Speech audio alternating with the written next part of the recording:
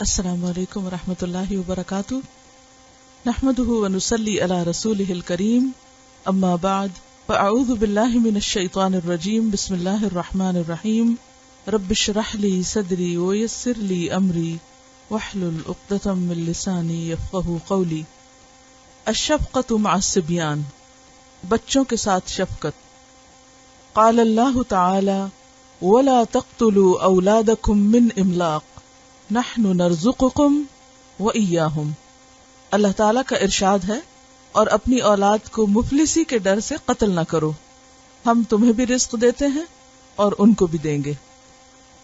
اس باب میں عمومی طور پر بچوں کے ساتھ شفقت، رحمت، ہمدردی، نرمی کرنے کا بیان ہے۔ یہاں صرف اولاد کے ساتھ اچھے سلوک کی بات نہیں کی گئی، بلکہ اولاد کے علاوہ باقی بچے، خواہ وہ اپنے خاندان کے ہوں یا غیروں کے ہوں، سب بچوں کے ساتھ حسن سلوک اور اچھا معاملہ کرنے کی ترغیب دی گئی ہے۔ اس آیت میں اللہ سبحانہ وتعالی اپنی اولاد کے ساتھ حسن سلوک کا حکم دے رہے ہیں، اور اپنی اولاد کے ساتھ حسن سلوک میں سب سے پہلی چیز انہیں زندگی کا حق دینا ہے۔ عرب معاشرے میں رواج یہ تھا کہ غربت اور مفلسی کی وجہ سے لوگ اپنے ہی بچوں کو مار ڈالتے تھے۔ یہ دور جاہلیت کا طریقہ تھا، لیکن جدید دور میں بھی یہ طریقہ جاری ہے کہ لوگ غربت، افلاس، پاورٹی کے ڈر سے اپنے ہی بچوں کو ختم کر دیتے ہیں، پیدا ہونے کے بعد یا پیدا ہونے سے پہلے۔ تو یہاں پر کیا حکم دیا گیا کہ اپنی اولاد کو مفلسی کے ڈر سے، غربت کے ڈر سے کہ ہم بھوکے مر جائیں گے، قتل مت کرو، انہیں جینے دو، انہیں زندہ رہنے دو، کیونکہ ان کے رزق کے مالک تم نہیں ہو۔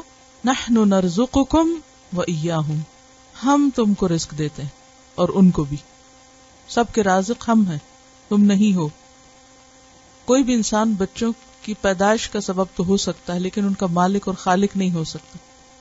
ہماری اولاد ہے، ہماری غلام نہیں۔ ان کی زندگی اور ان کے رزق پر ہمارا اختیار نہیں، ہم تو صرف ایک سبیل، ذریعہ، واسطہ اور وسیلہ ہیں۔ تو کسی بھی انسان کی ہمدردی، رحم دلی اور محبت کا اندازہ اسی بات سے لگایا جا سکتا ہے کہ اس کا اپنی اولاد کے ساتھ کیا سلوک ہے، اور پھر اس سلوک میں بھی سب سے پہلی چیز، پہلا سٹیپ ان کی زندگی۔ کیونکہ اگر ماں باپ زندگی کی قدر نہ کریں، ماں باپ زندگی کا سامان فراہم نہ کریں، تو بچوں کے لیے جینا مشکل ہو۔ تو اسی لیے یہاں پہلی آیت جس کا انتخاب کیا گیا ہے وہ بچوں کے حقوق میں سے پہلا حق جینے کا حق، زندہ رہنے کا حق، زندگی کا حق ہے۔ پھر فرمایا قال اللہ تعالی یا ایھا الذین آمنوا لا تلھکم اموالکم ولا اولادکم عن ذکر اللہ المنافقون۔ اللہ تعالیٰ کا ارشاد ہے، اے لوگو جو ایمان لائے ہو، تمہارے مال اور تمہاری اولادیں تم کو اللہ کی یاد سے غافل نہ کریں۔ یہاں ایمان والوں سے خطاب ہے، جہاں ایک طرف اولاد کا خیال رکھنے اور ان کے ساتھ اچھا سلوک کرنے کا حکم ہے اور انہیں ان کے حقوق دینے کی بات ہے، وہاں اس بات سے بھی خبردار کیا گیا ہے کہ کہیں اولاد کی محبت اور اولاد کی خدمت میں انوالومنٹ اور ان کی طرف کشش تمہیں خالق کا حق نہ بھلوا دے، اللہ کی طرف سے غافل نہ کر دے۔ ہر انسان کے اندر محبت کا جذبہ پایا جاتا ہے، اور انسان کو زندگی میں مختلف چیزوں سے محبت ہوتی، جن میں اولاد کی محبت جانی پہچانی، اس کے علاوہ مال کی محبت اور بھی بہت سی چیزوں کی محبت۔ اللہ تعالیٰ نے اپنے علاوہ دوسری چیزوں کی محبت انسان کے دل میں ڈالی، یعنی ایک طرف اللہ کی محبت ہے اور ایک طرف غیر اللہ کی محبت۔ غیر اللہ کی محبت سے منع نہیں کیا گیا، لیکن جس چیز سے منع کیا گیا ہے وہ یہ ہے کہ اللہ کی یاد سے وہ محبت غافل نہ کر دے۔ دراصل یہ محبت کا جذبہ بھی انسان کے لیے ایک آزمائش ہوتا ہے۔ انسان کو جو بھی نعمتیں ملی، جو بھی چیزیں ملی، وہ سب اس کے لیے کیا ہیں؟ دراصل امتحان ہے کہ انسان کو آزما کر دیکھا جائے۔ خلق الموت والحیات لیبلوکم ایکم احسن عملا۔ تو اسی طرح مادی نعمتیں بھی انسان کے لیے امتحان ہیں، تو دیگر نعمتیں بھی امتحان ہیں۔ انہی نعمتوں میں سے رحمت اور محبت اور شفقت کا جذبہ انسان کے اندر، یہ بھی دراصل کیا ہے؟ کیا ہے یہ؟ اللہ کی ایک نعمت ہے. دیکھیے کہ اس شخص کو دیکھیے جس کے دل میں کسی کے لیے رحم نہ ہو، سنگ دل انسان ہو، وہ کتنی خوشیوں، کیسے سکون، احترام اور پرامن زندگی سے محروم ہے.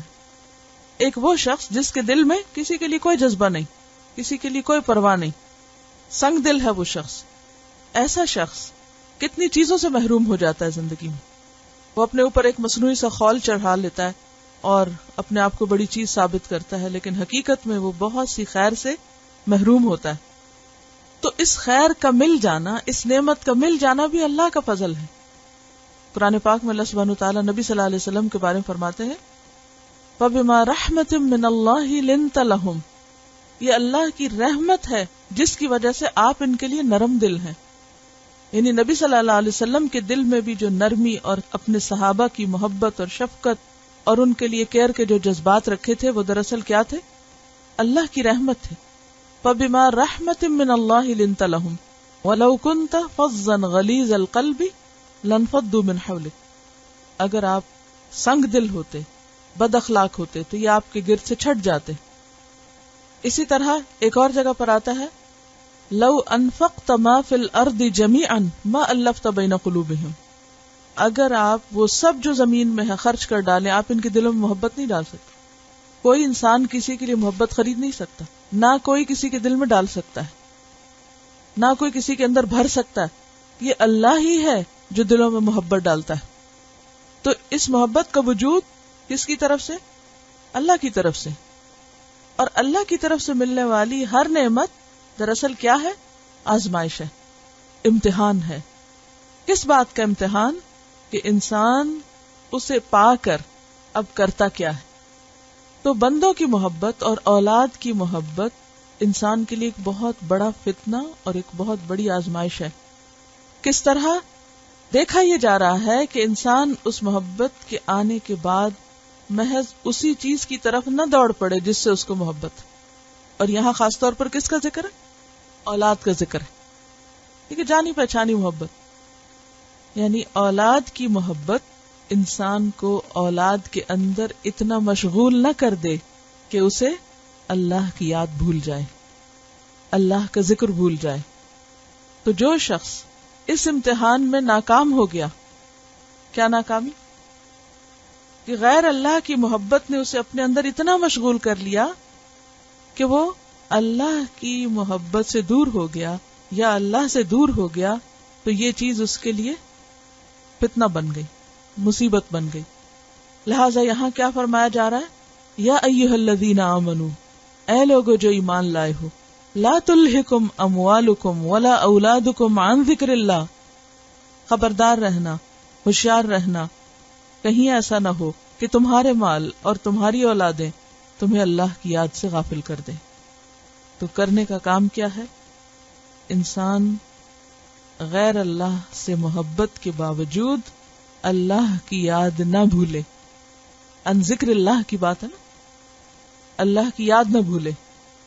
انسانوں کی محبت ہوتے ہوئے توجہ کس کی طرف رہے؟ اللہ کی طرف رہے. اولاد کی کشش اللہ کی عبادت سے غافل نہ کر دے، فرائض سے غافل نہ کر دے. اور یہ ایک عام دیکھنے کی بات ہے. عموماً کیا ہوتا ہے؟ اولاد انسان کی کمزوری ہوتی، ان کی تکلیف، ان کی پریشانی، ان کا غم، ان کا دکھ، ان کی ضروریات انسان کے دل کو کاٹ کے رکھ دیتی اور انسان اس معاملے میں بے بس ہو جاتا ہے. اس کے بارے میں عربی کا ایک شعر ہے وَإِنَّمَا أَوْلَادُنَا بَيْنَنَا أَكْبَادُنَا تَمْشِي عَلَى الْأَرْضِ إِنْ هَبَّتِ الرِّيحُ عَلَى بَعْضِهِمْ تَمْتَنِعُ الْعَيْنُ مِنَ الْغَمْسِ. کیا معنی ہے؟ کہ ہماری اولاد ہمارے درمیان دراصل کیا ہے؟ ہمارے جگر کے ٹکڑے ہیں جو زمین پہ چلتے پھرتے ہیں. یعنی اولاد کیا ہے؟ جگر کے ٹکڑے، جسم کا ٹکڑا ہی ہوتا ہے نا جو زمین پہ چلتا پھرتا ہے. ان حبت الریح علی بعضهم، اگر ان میں سے کسی کو ہوا بھی لگ جائے، گرم یا ٹھنڈی دونوں ہی لگ جاتی نا، تو آنکھ پھڑکنا بھی بند کر دیتی. یعنی انسان غم اور تکلیف کے باعث بالکل گم ہو جاتا ہے، سکتے میں آ جاتا ہے.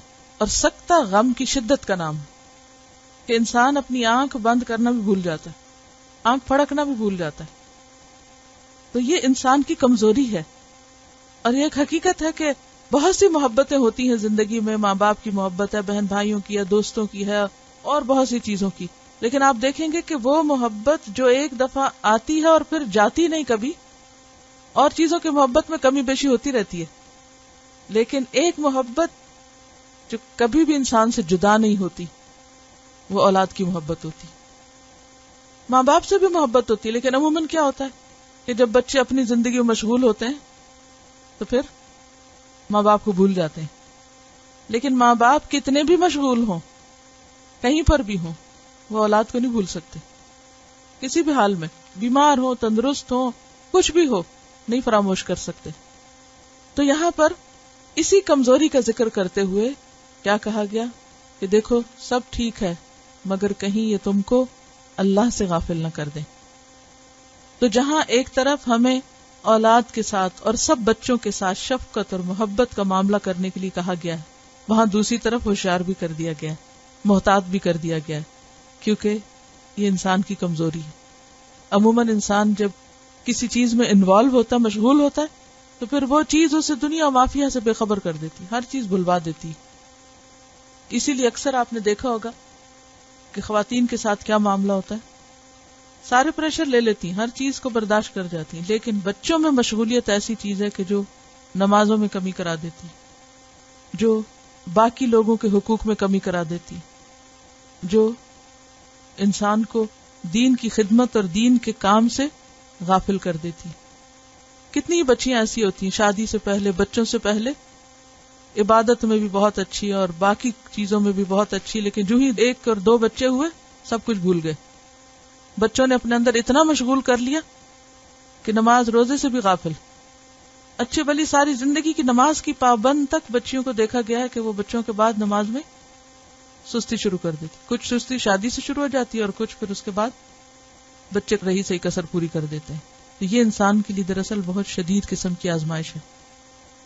ان چیزوں کی محبت اور ان سے تعلق انسان کو اپنے فرائض سے غافل نہ کرے، کیونکہ کل قیامت کے دن کوئی بھی کام نہیں آئے گا. نہ مال نہ اولاد، کوئی نہیں بچائے گا، کوئی آڑے نہیں آئے گا. انسان اگر ساری زمین بھر سونا بھی خرچ کر کے اپنے آپ کو چھڑانا چاہے تو چھڑا نہیں سکے گا. اس لیے ان کے حقوق اپنی جگہ، ان کی ضروریات کا خیال اپنی جگہ، لیکن ان کی خاطر اپنی عاقبت برباد نہ کرے، ان کی خاطر اپنے فرائض سے غافل نہ ہو. تو ان 2 چیزوں کو مد نظر رکھتے ہوئے کہ جہاں ایک طرف حقوق دینے ہیں، وہاں دوسری طرف اس فتنے سے بھی بچنا ہے کہ جو ہمیں ہمارے فرائض سے غافل کر دے. حدیث ہے عن جابر بن سمرة قال صلیت مع رسول اللہ صلی اللہ علیہ وسلم صلاة الأولى ثم خرج إلى أهله وخرجت معه فاستقبله ولدان فجعل يمسح خدي أحدهم واحدا واحدا قال وأما أنا فمسح خدي قال فوجدت ليده بردا أو ريحا كأنما أخرجها من جؤنة عتار. رواہ مسلم کتاب الفضائل. سیدنا جابر بن سمرہ رضی اللہ عنہ سے روایت ہے، میں نے رسول اللہ صلی اللہ علیہ وسلم کے ساتھ ظہر کی نماز پڑھی، پھر آپ اپنے گھر جانے کو نکلے اور میں بھی آپ کے ساتھ نکلا تو سامنے کچھ بچے آ گئے. آپ نے ہر ایک بچے کے رخسار پر ایک ایک کر کے ہاتھ پھیرا. سیدنا جابر نے کہا اور میں، تو آپ نے میرے رخسار پر بھی ہاتھ پھیرا. میں نے آپ کے ہاتھ میں وہ ٹھنڈک اور خوشبو دیکھی جیسے خوشبو ساز کے ڈبے میں سے ہاتھ نکالا ہو، یعنی بہت زیادہ خوشبو تھی. لفظی وضاحت دیکھتے ہیں حدیث کی. عن جابر بن سمرہ، جابر بن سمرہ سے روایت ہے، صحابی. قال کہتے ہیں صلیت، میں نے نماز پڑھی، مع رسول اللہ، رسول اللہ صلی اللہ علیہ وسلم کے ساتھ، صلاۃ الاولی، پہلی نماز یعنی ظہر کی نماز. ثم پھر، خرجا آپ نکلے، الی اہلہ اپنے گھر والوں کی طرف، یعنی مسجد میں نماز پڑھی اور نماز کے بعد آپ گھر چل دیے. وخرجت معہ، اور میں بھی آپ کے ساتھ ہو لیا. میں بھی ساتھ ساتھ چل پڑا. تو آپ جا رہے تھے تو کیا ہوا؟ فاستقبلہ ولدان، آپ کا استقبال کیا کچھ بچوں نے. کچھ بچے آپ کو راستے میں ملے تو آپ ان کو اگنور کر کے آگے نہیں نکل گئے. فجعل، تو آپ شروع ہو گئے یمسح، مسح کرنے یعنی ہاتھ پھیرنے. جیسے وضو میں مسح کرتے ہیں، کیسے کرتے ہیں؟ ہاتھ پھیرتے ہیں. جیسے آپ اپنے بالوں پہ ہاتھ پھیرتے ہیں اس کو مسح کہتے ہیں. تو اسی طرح آپ نے ہاتھ پھیرنا شروع کیا. خدئی، خد کہتے ہیں گال کو، اور خدین کہتے ہیں دو گالوں کو. تو خدئی احد مضاف ہونے کی وجہ سے نون اڑ گیا ہے، یعنی احدہم، ان میں سے ایک ایک کے دونوں گالوں پر آپ نے ہاتھ پھیرا. یعنی یہ بھی ہو سکتا ہے کہ دونوں طرف سے ہاتھ اس طرح کر کے پھیرا ہو، یا یہ کہ دونوں طرف سے الگ الگ کر کے پھیرا. تو انہوں نے خاص طور پر خدئی کا ذکر کیا کہ دونوں گالوں پہ پھیرا. واحدن واحدن، ایک ایک کو، کسی ایک کو بھی نہیں چھوڑا، کسی ایک کو بھی اگنور نہیں کیا. بعض اوقات ایسا ہوتا ہے نا کہ جیسے بچوں کا ایک کراؤڈ ہے، اس میں اپنے بچے بھی ہوتے ہیں، غیروں کے بھی ہوتے ہیں. تو بعض لوگ پھر ڈسکریمنیشن کرتے ہیں کہ جو زیادہ پیارے بچے ہوئے یا اپنے بچے ہوئے ان کو تو اٹھا لیا، گلے لگا لیا یا پیار کر لیا، اور جو ذرا بےچارے بیمار یا مسکین یا تو بہت اٹریکٹیو نہ ہو تو ان کو اگنور کر دیا. اور اس سے بعض اوقات بچے اپنا کانفیڈینس بھی لوز کر جاتے. تو ہونا کیا چاہیے کہ سب کو ایکولی ٹریٹ کیا جائے، سب کے ساتھ اچھا معاملہ. فجعل يمسح خدي احدهم واحدا واحدا قال، وہ کہتے ہیں یعنی جابر، واما انا، اور جہاں تک میرا تعلق ہے یعنی میں، فمسح خدي، تو آپ نے میرے بھی دونوں گالوں کو چھوا. اب وہ خاص طور پر اپنا ذکر کرتے ہیں اس لیے کہ انہیں آپ صلی اللہ علیہ وسلم کی یہ شفقت اور محبت کا جسر جو ہے وہ بھولا نہیں، اور اس میں وہ آنرڈ فیل کرتے ہیں اور اپنے لیے ایک بہت بڑی نعمت سمجھتے ہیں اور اس کا ایک خوشی کے ساتھ تذکرہ کرتے ہیں. قالا، وہ کہتے ہیں، فوجدت، تو میں نے پایا، لیدہ، آپ کے ہاتھ کے لیے، بردن، ٹھنڈک کو، آپ کے ہاتھ کی ٹھنڈک کو میں نے محسوس کیا، اوریحن، یا خوشبو کو، کأنما، گویا کہ وہ، اخرجہا، آپ نے اس کو نکالا تھا، یعنی آپ کا ہاتھ اتنا خوشبودار تھا گویا کہ آپ نے اس کو نکالا تھا، من جؤنت عطار، عطار کے ڈبے سے، یعنی خوشبو کا جو ڈبہ ہے یا خوشبو کا جو کنٹینر ہے، گویا آپ نے اس کے اندر ہاتھ ڈال کے نکالا ہو، اتنی زیادہ خوشبو تھی. تو اس سے یہ پتہ چلتا ہے کہ آپ صلی اللہ علیہ وسلم اپنی صفائی اور طہارت اور نظافت اور خصوصاً خوشبو کے استعمال میں بہت اہتمام کیا کرتے تھے. ایک اور جگہ پر آتا ہے کہ خوشبو آپ کے بالوں کے اوپر سے دکھائی دیتی تھی، بعض اوقات خوشبو کا رنگ نمایاں ہوتا تھا، یعنی اتنی کثرت سے خوشبو استعمال کرتے تھے. ایک اور روایت میں آتا ہے آپ نے کبھی بھی خوشبو کا تحفہ واپس نہیں کیا، یعنی پسندیدہ تھا آپ کے نزدیک، اور اس کا استعمال بھی کرتے تھے، اور خصوصاً عبادت کے وقت، یعنی مسجد جا رہے ہیں. ہم تو عام طور پر جب کسی پارٹی میں جائیں یا کسی خاص ایسے موقع پر کوئی دنیا کے لوگوں سے ملاقات کے لیے جائیں تو پھر بھی خوشبو لگا لیتے ہیں، لیکن سب سے بہترین وقت خوشبو لگانے کا کون سا؟ جب انسان اللہ کی ملاقات کے لیے حاضر ہو، یعنی عبادت کا وقت. اس حدیث سے یہ پتہ چلتا ہے کہ نبی صلی اللہ علیہ وسلم بچوں کی طرف بہت متوجہ ہوتے، ان کو بہت اہمیت دیتے تھے، بہت امپورٹنس دیتے، اور ان میں کسی قسم کی کوئی ڈسکریمنیشن یا ناانصافی نہیں کرتے تھے، اور ان کو محبت کے ساتھ ان کے ساتھ جو معاملہ کرتے اس میں خاص طور پر جسمانی طور پر بھی ہاتھ پھیر کر ان کو اپنے قریب کر کے اور ان کے ساتھ خوشی کے ساتھ پیش آتے. اور اس میں ہم سب کے لیے ایک بہترین نمونہ ہے، بہترین سنت ہے. اور اس میں کئی ایک اور مثالیں بھی ہیں. ایک اور روایت میں آتا ہے کہ رسول اللہ صلی اللہ علیہ وسلم حضرت عباس کے بچوں عبداللہ، عبید اللہ اور قصیر کو ایک لائن میں کھڑا کر دیتے اور پھر فرماتے کہ کون میری طرف دوڑ کے سب سے پہلے آئے گا، جو پہلے آئے گا اس کو میں یہ اور یہ چیز دوں گا، اور پھر آپ ان کو دیتے. اور بچے یکا یک دوڑ پڑتے، کوئی آپ کے سینے پہ آ کے گرتا، کوئی پیچھے گرتا، کوئی کسی طرح لپٹ جاتا. اور اس طرح آپ ان کے ساتھ یعنی ان کا ایک مقابلہ بھی کرواتے، ان کو ایک موٹیویشن بھی دیتے کہ جو تیز دوڑے گا، جو جلدی کرے گا اس کو یہ ملے گا، یعنی ایک انعامی مقابلہ کہہ سکتے ہیں آپ.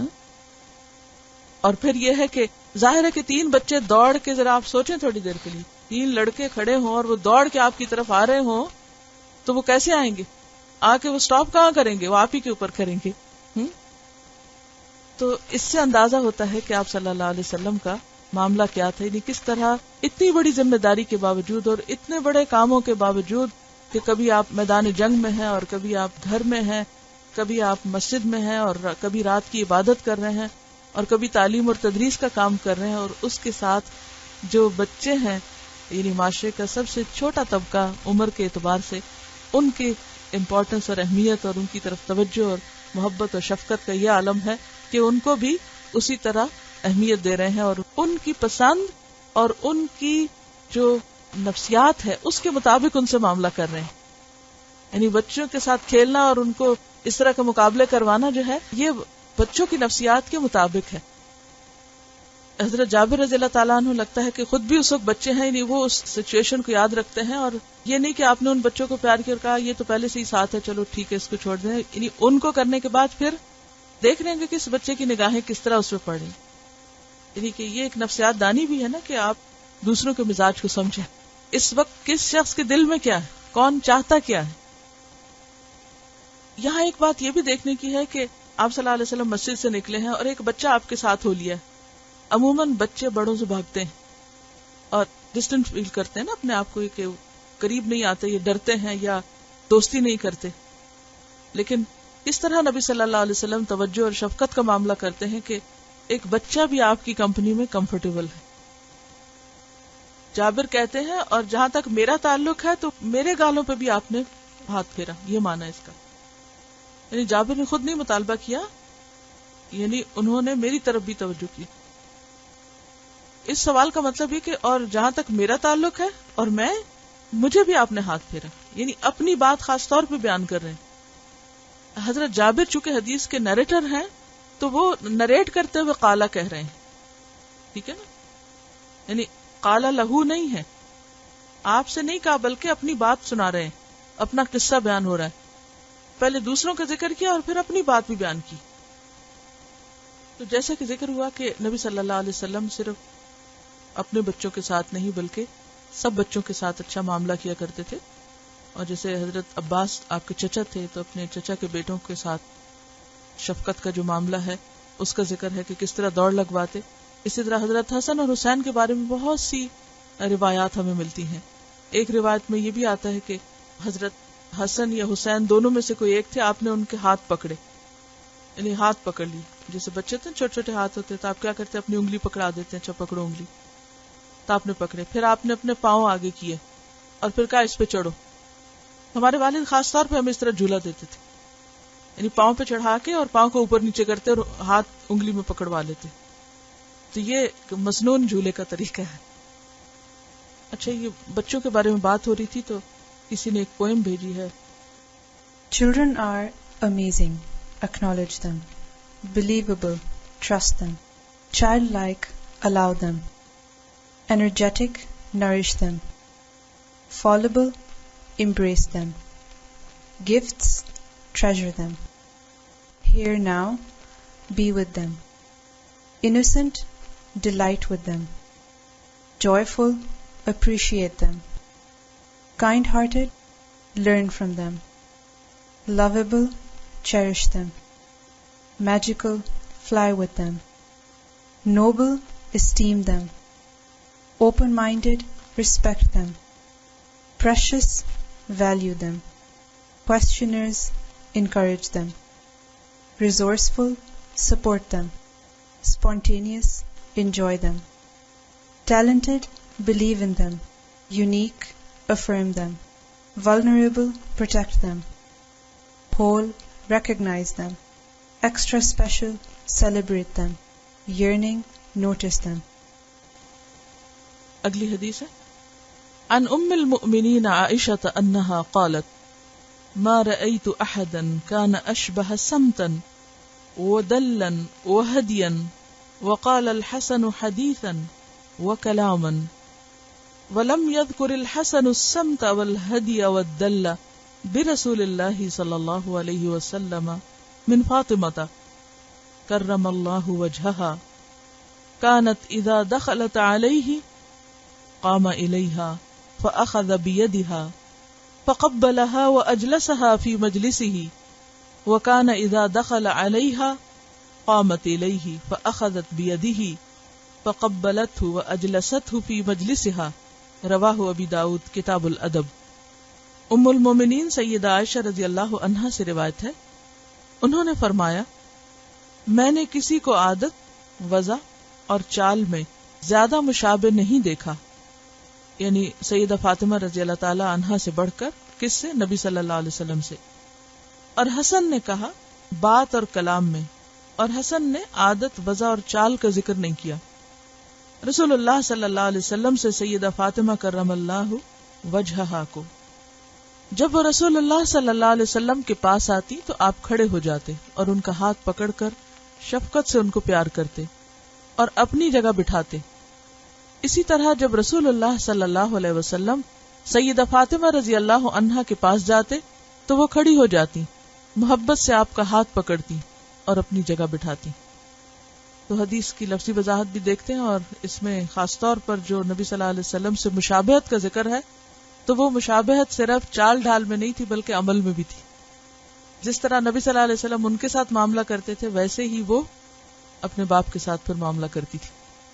ان ام المؤمنین عائشہ، ام المؤمنین عائشہ رضی اللہ تعالی عنہا سے روایت ہے، انہا بے شک وہ قالت کہتی ہیں، ما رأیت نہیں میں نے دیکھا، احدن کسی ایک کو بھی، کہیں بھی کوئی ایسی چیز دیکھی نہیں، کانا جو ہو، اشبہ زیادہ مشابہ، ملتی جلتی، ریزمبل کرتی، سمتن عادات میں، ودلن اور وضع میں، وہدین اور طریقے میں، چال ڈھال میں.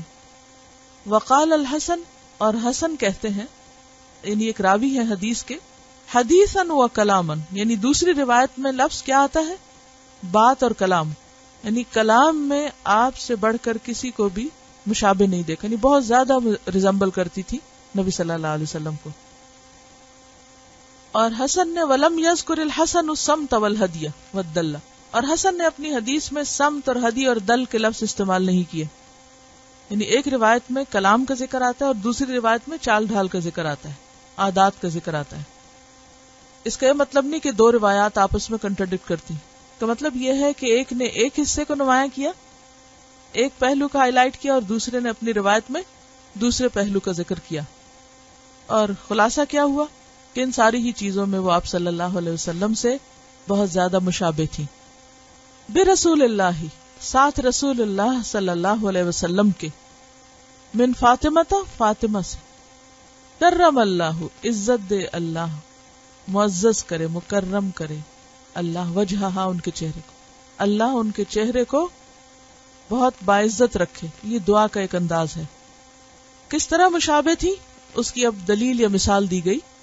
کانت وہ تھی، اذا دخلت علیہ جب آپ پر داخل ہوتی، یعنی آپ کے گھر تشریف لاتی، آپ کو وزٹ کرتی، قامہ تو آپ کھڑے ہو جاتے، الیہا ان کی طرف، یعنی نبی صلی اللہ علیہ وسلم کھڑے ہو کر ان کا استقبال کیا کرتے تھے. اس میں دراصل آپ کی کس قدر گریٹنس ہے کہ آپ بڑے ہیں عمر میں، مرتبے میں، مقام میں، نبوت کے اعتبار سے، علم میں، درجے میں، ہر لحاظ سے، لیکن اس کے باوجود آپ کا اخلاق اور تواضع کیا تھی کہ جب نبی صلی اللہ علیہ وسلم کے پاس حضرت فاطمہ آتی تو آپ کھڑے ہو کر ان کا استقبال کرتے. فأخذ بِيَدِهَا، اور صرف کھڑے نہیں ہوتے تھے بلکہ ان کا ہاتھ پکڑ لیتے. فَقَبَّلَهَا، اور آپ کو چومتے. وَأَجْلَسَهَا، اور بٹھاتے. فی مجلس ہی، اپنی بیٹھنے کی جگہ پر، یعنی خاص نشست پر. پیچھے ہم نے حدیث پڑھی تھی نا کہ کسی کے گھر میں یا کسی کی خاص نشست پر یا کرسی پہ یا جگہ پر اس کی اجازت کے بغیر نہیں بیٹھنا چاہیے. اور نبی صلی اللہ علیہ وسلم کی نشست تو بہرحال ہر نشست سے زیادہ محترم اور مکرم ہے، یعنی آپ کی سیٹ جو تھی. لیکن آپ صلی اللہ علیہ وسلم کی شفقت اور محبت اپنی اولاد اور خاص طور پر بیٹی کے ساتھ ایسی تھی کہ اتنا زیادہ آپ کا خیال رکھتے، اپنی جگہ پر ان کو بٹھاتے. ہر ماں باپ کو اپنی اولاد سے پیار ہوتا ہے، لیکن خصوصاً آپ نے دیکھا ہوگا کہ اس وقت زیادہ پیار ہوتا ہے جب کوئی بچہ اکیلا ہو، ایک بچہ ہو مثلا، یا چھوٹا ہو، یا پھر عادات اور اخلاق کے لحاظ سے بہت اچھا، ماں باپ کو خوش کر دینے والا، تو قدرتی طور پر ماں باپ کی توجہ اور پیار اس کی طرف زیادہ ہو جاتا ہے. آپ سب جانتے ہیں کہ آپ کے بیٹے تو مکہ میں ہی فوت ہو گئے تھے، اور پھر مدینہ آنے کے کچھ عرصے کے بعد آپ کی باقی بیٹیاں بھی ایک کے بعد ایک فوت ہو گئیں، تو پھر حضرت فاطمہ ہی بچی تھی. اس کے علاوہ حضرت ابراہیم بھی پیدا ہوئے تھے، اور ان کے بارے میں بھی حدیث میں آتا ہے کہ نبی صلی اللہ علیہ وسلم صحابہ کے ساتھ ان کو لے کر جاتے تھے اس علاقے میں جو کہ مدینہ سے دور تھا، ایک گاؤں سا تھا، اور وہاں پر حضرت ابراہیم ہوتے تھے اور ان کو بس اٹھاتے، پیار کرتے، ساتھ لگاتے اور پھر واپس آ جاتے تھے، اور کوئی کام نہیں ہوتا تھا سوائے اس کے کہ جا کر صرف پیار کر کے دیکھ بھال کر کے واپس. تو حضرت فاطمہ سے آپ صلی اللہ علیہ وسلم کو خصوصی لگاؤ تھا، اور اس میں باقی تمام چیزیں بھی اپنی جگہ پر ہیں کہ وہ اکلوتی بیٹی ایک طرح سے رہ گئی تھی. لیکن یہاں محبت اکلوتے پن کی وجہ سے نہیں ہے، بلکہ وجہ کیا ہے کہ وہ کلام میں، چال ڈھال میں، طور طریقوں میں، اخلاق میں نبی صلی اللہ علیہ وسلم سے بہت قریب اور مشابہ ہیں. یعنی وہ اپنے اخلاق اور اپنے طور طریقوں کی وجہ سے بھی آپ کی پسندیدہ ہیں. اور پھر ان کے طور طریقے کیا تھے؟ وَكَانَ إِذَا دَخَلَ عَلَيْهَا، اور آپ جب ان پر داخل ہوتے، ان کے پاس جاتے، قامت الیہ، تو وہ آپ کے لیے کھڑی ہو جاتی، فاخذت بیدہ، آپ کا ہاتھ پکڑ لیتی، فقبلتہ، آپ کو پیار کرتی، چومتی، واجلستہ، اور بٹھاتی آپ کو فی مجلسہا، اپنی خاص مجلس پر، یعنی اپنی خاص بیٹھنے کی جگہ پر. رواہ ابو داؤد کتاب الادب، ابو داؤد نے اس کو کتاب الادب میں روایت کیا ہے. تو اس سے ہمیں یہ بھی پتہ چلتا ہے کہ ایک باپ اور بیٹی کا رشتہ کیسا رشتہ ہوتا ہے، اور اس میں ایک دوسرے کے لیے کیسی محبت اور کیسی کیئر ہوتی ہے یا ہونی چاہیے. اور اس میں یقینی طور پر نبی صلی اللہ علیہ وسلم کا طریقہ اور سنت ہم سب کے لیے رہنما ہے. اب دیکھیے کہ آج کل کے بہت سے ماں باپ بچوں سے صرف عزت طلب کرتے ہیں، یا ان کو آرڈر کرتے ہیں کہ تم ہماری رسپیکٹ کرو یا ہم سے محبت کرو، یا اگر ان کی طرف سے توجہ نہ ملے تو اس کی شکایت کرتے ہیں، لیکن خود اس کے لیے نمونہ نہیں بنتے. جب بھی مجھ سے کوئی پوچھتا ہے کہ اولاد کی تربیت کا بہترین طریقہ کیا ہے، تو میں ہمیشہ کہتی ہوں کہ جو ان سے چاہتے ہو وہ انہیں کر کے دکھا دو. اگر آپ خود نہیں وہ کام کرتے اور ان سے ایکسپیکٹ کرتے ہیں کہ وہ کر لیں، تو آپ کا واز بیکار ہے، ان کے لیے کوئی رول ماڈل ہی نہیں، وہ کیسے کریں گے. تو یہاں پر ہم دیکھتے ہیں کہ نبی صلی اللہ علیہ وسلم اپنے عمل سے وہ سب کچھ کر کے دکھاتے، اور پہلے آپ کرتے ہیں اور پھر آپ کو دیکھ کر آپ کی بیٹی کرتی. اور اس سے یہ بھی پتہ چلتا ہے کہ محبت اور شفقت کا معاملہ دو طرفہ ہوتا ہے، کیونکہ اگر صرف ایک طرف سے ہو تو وہ اس طرح معتدل یا وہ بہترین تعلق نہیں، اور قائم اور برقرار بھی وہی رہتا ہے جس میں دو طرفہ تعلق ہو. آج کل آپ دیکھیے کہ ماں باپ نے محبت کرنے کا معنی کیا قرار دے رکھا ہے. کیا بچوں کو توجہ دینا، عزت دینا، احترام دینا، اہمیت دینا، یا صرف مال دے کر فارغ ہو جانا کہ اچھا یہ لو پیسے، یہ لو فلاں چیز، لے لو جو چاہتے ہو، کر لو جو کرنا ہے اور ہمارے گلے سے اترو. لیکن نبی صلی اللہ علیہ وسلم کا طریقہ کیا ہے کہ وہاں بچوں کے لیے شفقت اور محبت ہے. کیونکہ عام طور پر ہم بچے کو گود لینا اور بچہ ذرا بڑا ہو جائے تو اس کا ہاتھ پکڑنا یا اس کو پاس لگانا یا اس کو پیار کرنا، ہم سمجھتے کہ نہیں اب یہ ہمارے احترام کے خلاف ہے. جبکہ حضرت فاطمہ جو تھی وہ شادی شدہ تھی، خود بچوں والی تھی، شوہر والی تھی، اپنے گھر والی تھی، لیکن اس کے باوجود محبت میں کوئی کمی نہیں آئی، اس شفقت اور پیار میں. کیونکہ ہم کہتے ہیں نا اب بچے بڑے ہو گئے، اپنے گھر والے ہو گئے، بچے بچے ہی ہیں چاہے جو بھی ہو. کہہ رہی ہیں کہ پہلے ایک تھیری تھی کہ اگر بچے تنگ کریں، مس بہیو کریں تو ان کو ٹائم آؤٹ دیں. اب ایک نئی تھیری آئی ہے کہ اگر ایسا کرے تو انہیں ٹائم ان دیں، یعنی بجائے اور دور کرنے، سزا دینے کے ان کو ساتھ لگائیں. اس حدیث سے ایک بات یہ بھی پتہ چلتی ہے کہ ماں باپ بچوں کے لیے رول ماڈل ہوتے ہیں، کیونکہ بچپن سے وہ دیکھ رہے ہوتے ہیں کہ وہ کس طرح چلتے ہیں، ماں باپ کیسے بولتے ہیں، کیسے معاملہ کرتے ہیں، تو وہ ساری چیزیں ویسے ہی ہونے لگتی ہیں. یعنی ایک طرح سے اولاد کیا ہو جاتی ہے، ماں باپ کا ریفلیکشن. یعنی عموماً آپ نے دیکھا ہوگا کہ جو چلنے کا انداز یا بولنے کا یا اشاروں کا یا ہاتھ اٹھانے کا، اس میں بہت ساری مشابہت بچوں کی ماں باپ پر ہوتی.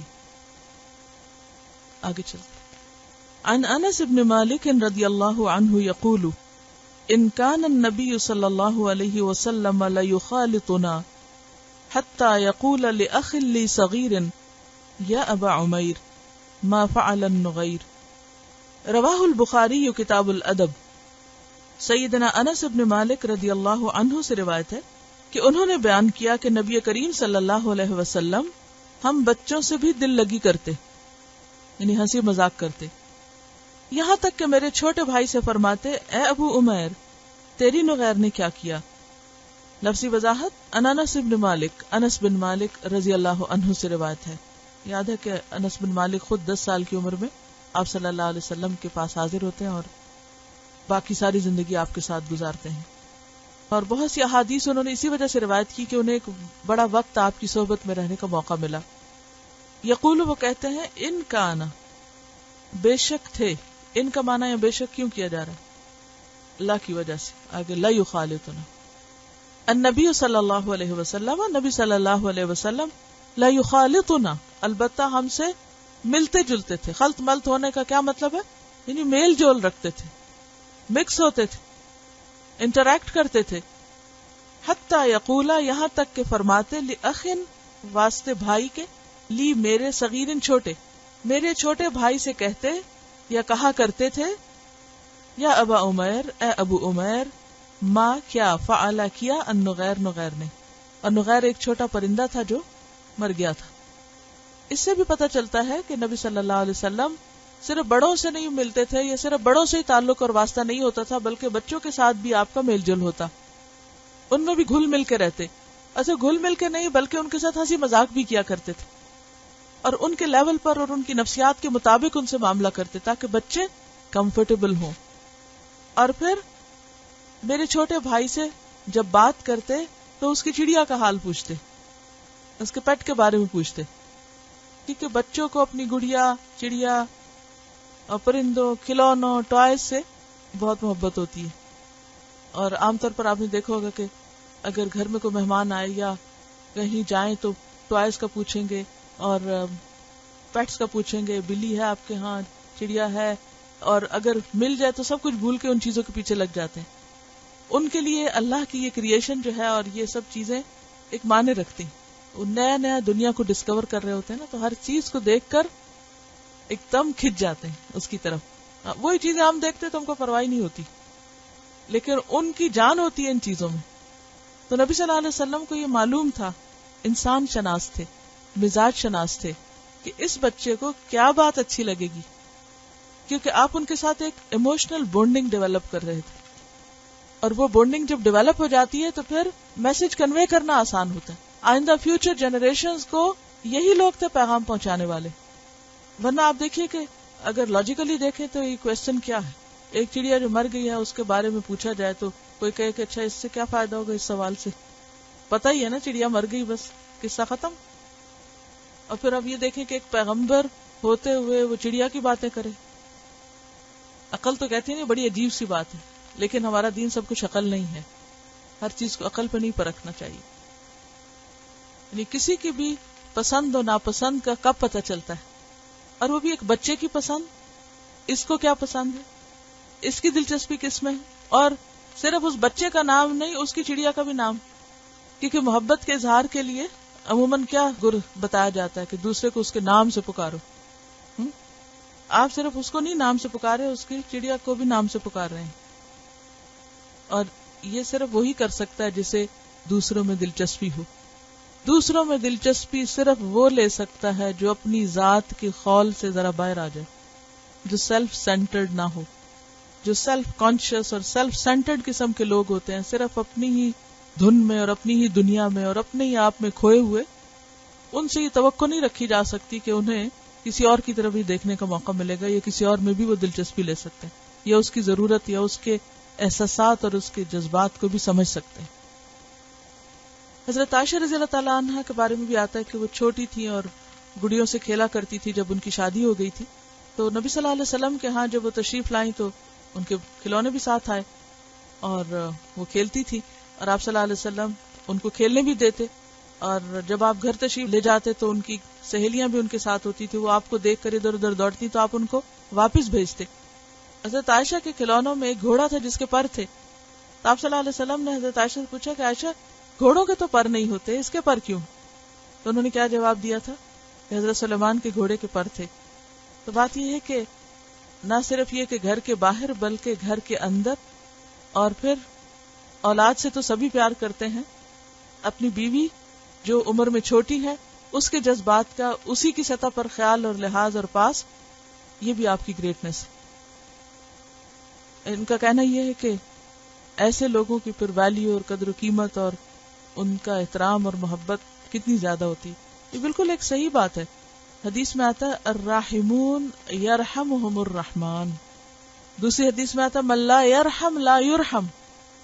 راحمون یعنی رحم کرنے والے، یرحمہم الرحمن، انہی پر رحمان بھی رحم کرتا ہے، اور جو رحم نہیں کرتا اس پر رحم نہیں کیا جاتا.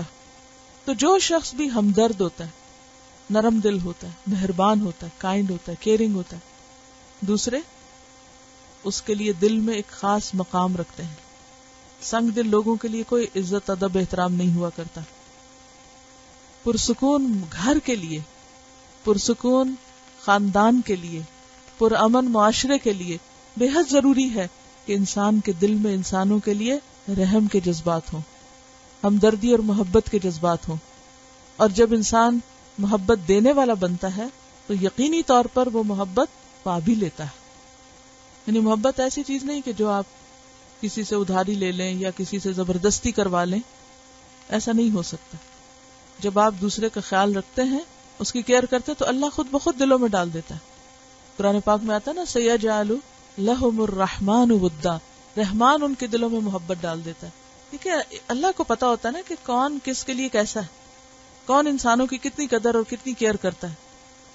اور اس میں آپ دیکھیں یہ جو حضرت عائشہ والی مثال ہے، اس کو سامنے رکھ کر ذرا ہم اپنا جائزہ لیں کہ ہم اپنے بچوں یا اپنے گھر والوں کے جذبات کا کتنا خیال رکھتے ہیں. اگر ان کا کھیلنے کا موڈ ہے، یا ان کی کوئی خاص دلچسپی ہے، یا ان کا کسی خاص کھانے پہ دل ہے، یا کسی خاص کام کرنے پہ دل ہے، تو ہمارا رویہ اور معاملہ اور تعاون کتنا ہوتا ہے، ہم کتنا اس کو انکریج کرتے ہیں. عموماً تعلقات کیوں خراب ہوتے ہیں، دلوں میں تنگی کیوں آتی، گھٹن کیوں آتی، بچے ماں باپ سے دور کیوں ہوتے ہیں، یا ماں باپ بچوں سے کھنچ کیوں جاتے ہیں، کیا وجہ ہوتی؟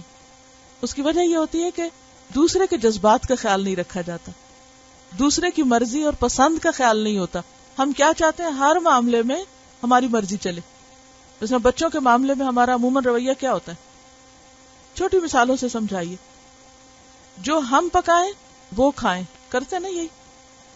یہ سوچنے کے بجائے کہ یہ کیا چاہتے ہیں، ہم کیا چاہتے ہیں، ہماری کنوینئنس اس میں ہے، ہمیں یہ پسند ہے، لہٰذا ان کو ہماری پسند پہ ڈھل جانا چاہیے.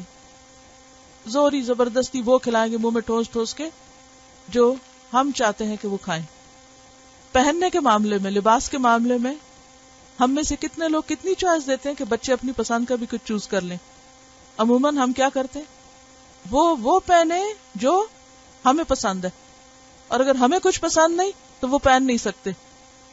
حدود کے اندر رہتے ہوئے، ٹھیک ہے اگر وہ فحش لباس پہننا چاہتے ہیں یا کوئی غلط چیز پہننا چاہتے ہیں تو وہ نہیں پہننے دیں، لیکن حدود کے اندر رہتے ہوئے ان کو ان کی چوائس، ان کی پسند کا کپڑا خریدنا دیں.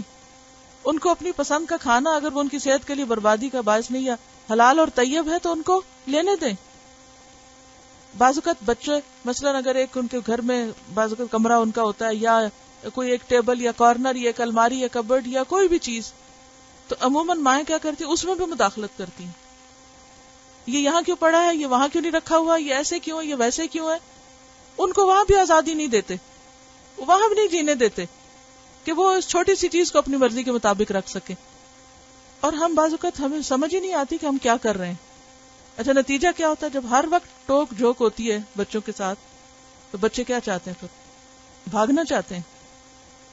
جی یہ کہہ رہی ہیں کہ شیئر نہیں کرتے، بتاتے نہیں ہیں، کیونکہ اگر وہ ہم سے پوچھنے کہیں جائیں تو ہم کہتے نو، یہ کھا لیں نو، کھیل لیں نو، وہ کر لیں نو.